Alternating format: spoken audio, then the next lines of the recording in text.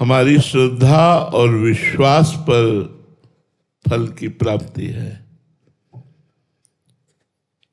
संत समागम के प्रति हमारी विशेष श्रद्धा होनी चाहिए।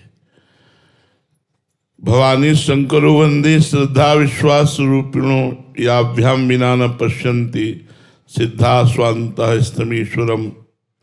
हृदय में विराजमान परमात्मा है, पर बिना श्रद्धा विश्वास के इतने नजदीक है हम उसका अनुभव नहीं कर सकते। ऐसे संतों पर हमारी पहले श्रद्धा और विश्वास होना चाहिए।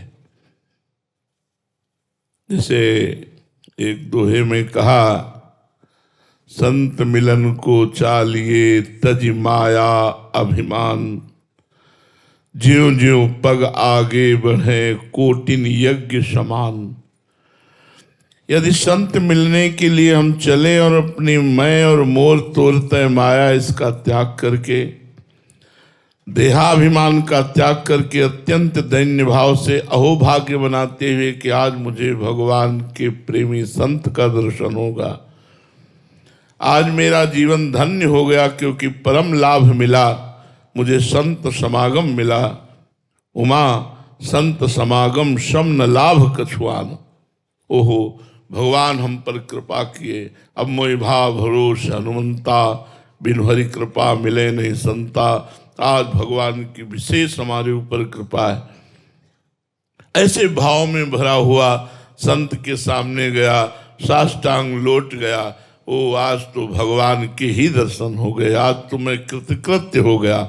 तो सबसे पहला कार्य होगा, संत दरस जिम पातक टरई।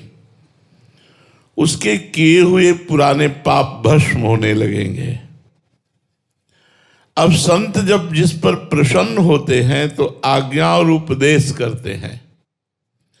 श्रद्धा और विश्वास प्रबल होने के कारण वो संत आज्ञा और उपदेश पर ध्यान देता है। संत आज्ञा शास्त्र सम्मत भगवत प्राप्ति के लिए ही करते हैं। जीव ही वो उनकी आज्ञा का पालन शुरू करता है तो आसुरी संपदा नष्ट होने लगती है, दैवी संपदा प्रकाशित हो जाती है। अहंकार मोह काम क्रोध ये सब आसुरी संपदा है। निर्भय निशंक निशोक निश्चिंत भगवान का पूर्ण भरोसा, दैवी सद्गुण परोपकार ये सब आने लगते हैं। कुछ समय बाद यदि वो संत समागम चलता रहा तो स्वयं संत बन जाता है, वो स्वयं भगवत स्वरूप को प्राप्त कर लेता है। संत समागम का फल है जहाँ संत स्थित हैं वहाँ हमारी स्थिति हो जाए, अर्थात श्री भगवान में स्थिति हो जाए। हाँ, अब दूसरी बात, कल्पतरु और संत एक हैं। जैसे कल्पतरु के नीचे हम जाकर के कुछ मांगे तो वही मिलेगा, तो अगर हम संत के पास कोई कामना लेकर आ रहे हैं और बड़ी श्रद्धा विश्वास है तो आपकी कामना की पूर्ति हो जाएगी, क्योंकि वो भगवान के निज जन है। भगवान की कृपा से आपकी कामना पूर्ति हो जाएगी।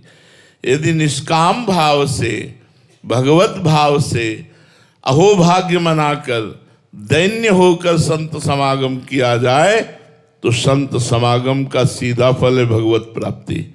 संत संग अपवर्ग कर कामी भवकर पंथ।